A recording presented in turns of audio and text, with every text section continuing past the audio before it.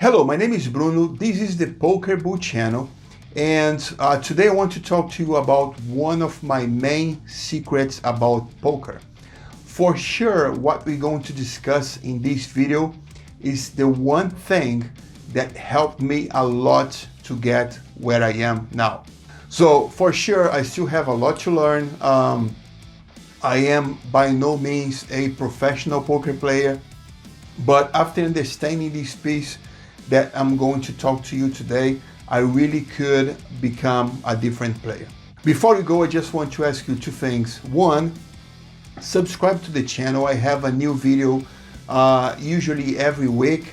I have a lot of games I play. I have some conversations about poker, and usually I'm trying to get a different approach about the game. So a lot of people enjoy the channel. So if you like the channel, please subscribe. If you don't know the channel, take a look around and subscribe if you like, okay? Second thing is, do not treat this video as a class. Actually, I'm not trying to teach you anything. I'm just trying to share some knowledge and have, a two-side conversation. I want you to comment here in this video.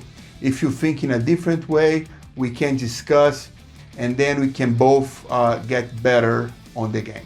Let's go straight to the subject. But before talking about the subject in the poker context, I want you to visualize.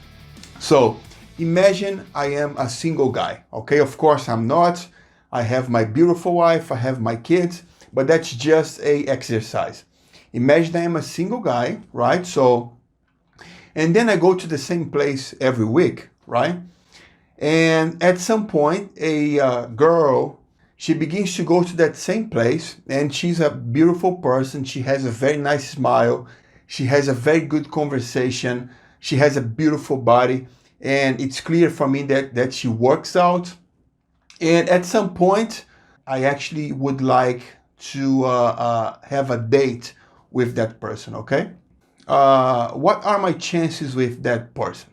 So I have my fucking fat ass, I have my big head. I am for sure, way older than that girl.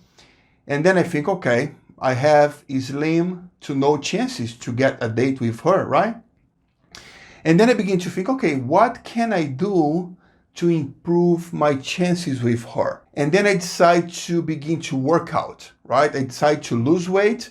And for the next 6 months, I'm going to do a lot of exercises. I'm going to do diet, and just because I want to increase the chances with that girl. That's my plan before I even approach her. Now, what I don't know about her, she's just living a relationship with a guy that's all about his body, right? So, and actually she's tired about that kind of person, right? So he just think about working out and taking those pictures and going out and not drinking anything because, he cannot get, he cannot increase his belly, and those kind of bullshits, right? So, and she's looking for, a guy that can make her to get some fun. She just wants to smile. She wants a different relationship. And maybe I'm the person she's looking for. Who knows, right? And then as you can see, just for the fact I didn't talk to her, I took a completely different direction that will not increase my chances to get a date with her, okay? So what is the conclusion of this example? My conclusion is, whenever you are dealing with another person and your objective has something to do with that person, what you think does not matter. What matters is what that other person thinks, right? And in poker, it's kind of the same thing. When you begin to play the game and you take the game seriously, the first thing you begin to do is to study the mechanical aspect of the game, right? So you want to learn what are the hands you're going to play pre-flop. You want to learn, how you play pre-flop, how you can 3-bet pre-flop. You want to understand, flop textures, what's a good flop for you, what's a good flop for the opponent. You want to understand bluff spots, how you bluff, right? So you do want to understand the math of the game and all of that shit, right? It's everything fine. And actually, I think that for you to become a good player, you do have to understand the core concepts of poker. But what I'm trying to say here is, whenever you begin to focus on what the other person is thinking and what the other person knows about the game, you shift completely your perspective about what you're going to do, okay? And then let me give you several examples here, right? So let's say you have a pre-flop range, right? So hands that you're going to play pre-flop. Depending on the game you're playing, depending on the opponents you're playing, you have to adjust your pre-flop range, right? Because, you know, if you're playing against a crazy guy that he's kind of a maniac and he has a wild range, right? So you may adjust your range to play against that guy. So if you're playing on a table that's completely tight, everybody's just trying to play for value, you may adjust your range to play against those people, right? If you're trying to bluff somebody, you have to understand what are the good spots to bluff. But that's not the most important. You have to understand if that guy is capable of folding, right? So, and I have done that mistake for a long time. You know, actually, I can tell you that for the last 2 years, I can consider myself a winning player. And before that, I was losing a lot of fucking money playing poker.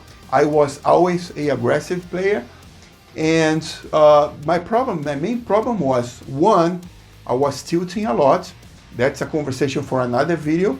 But two, I was doing the things based on my own thought process and my own understanding about the game, right? So in some sessions, I would do a huge bluff, you know, that in my mind was a perfect bluff, but without asking the question, is this guy able to fold a top pair in this spot? And then I would bluff for a lot of chips, and the guy would snap call, and I would lose a huge pot. Other example I want to give is, you know, some people, they study a lot about the game, right? So they get into a lot of the mechanics of the game, and they get very good with their understanding about the game, right? And then they sit down to play the 1-2, 1-3, right? And let's imagine the guy is playing against a old gentleman, let's say a 70 years old gentleman, right? So he's being quiet, that old guy, he's quiet, you know, he's limping a lot, he's calling a lot of raises, most of the flops he's folding his hands, and at one point, right, so let's say you have aces and you play against that guy, you bet pre-flop, he calls. The flop comes a flush draw, you bet, he calls. The turn, the flush did not complete yet, you bet, he calls. The river, the third flush card comes. You bet, he goes all in, right? And then you begin to think, okay, what are the combos he may have here? What is, you know, the hands he could have? Could this guy be bluffing? What should I do, and blah, blah, blah, so on and so forth. And that's all bullshit, right? So the only thing you should consider there is you are sitting at the 1-2 or 1-3 table against a guy that didn't do anything fancy yet, that has been calling you since pre-flop, and now for the first time he goes all in, right? So all those advanced concepts about poker do not apply to that situation, right? Because that guy, most of the times, he will have the flush, right? And that's the thing. Actually, I think it's one of the most important things for me to understand was, okay, let's build my game. Of course, I have my core strategy, right? So I have, actually, I have a document that say how I play, right? And as you can see on my vlogs, I adjust a lot on the sessions, right? So sometimes I'm playing very crazy, sometimes I'm playing tight, and that's based on the opponents or the information or the lack of information I have about the opponents, right? So the other session, I showed you that I folded ace queen pre-flop, and some people came in the comments and say, how the hell you fold ace queen there, right? And that's what I'm talking about here, right? So ace queen is a good hand. I know that it's a very good hand, but for me, the most important thing is I didn't have information about the opponent, right? And that's how I play. So here I have a small video with Phil Ivey, and he talks a little bit about how he plays. That has something to do with what I'm discussing in this video. You know, I have a lot of different styles. It depends on how everybody's playing. You know, it depends on what they're bringing to the table that day. You know, I don't go into any poker game with a strategy. I don't go and say, I'm going to play tight today, I'm going to play loose today, I'm going to play aggressive. I just go there and just try and, basically take what they give me. You know, if they're playing tight, I try and go after some pots, or I might be playing conservative. It depends. I can't really say how I'm going to play on any given day. So this is all for this video. I hope you enjoyed the conversation. And just to summarize to you, right? So if you want to get better on the poker game, I think you have to study the mechanics of the game. But the most important thing is whenever you sit down on the table, right? So for whatever you're going to do, try to understand what your opponent is thinking, right? So try to understand what are his motivations on the game, and do not take actions or reactions just based on your own thought process. You're going to see that, when you do that, it's going to shift completely the way you play. And most of the times you're going to take extra money from the table just because you're adjusting to your opponents, right? So hit the subscribe button now. Let me know what you think on the comments, and I see you in the next video.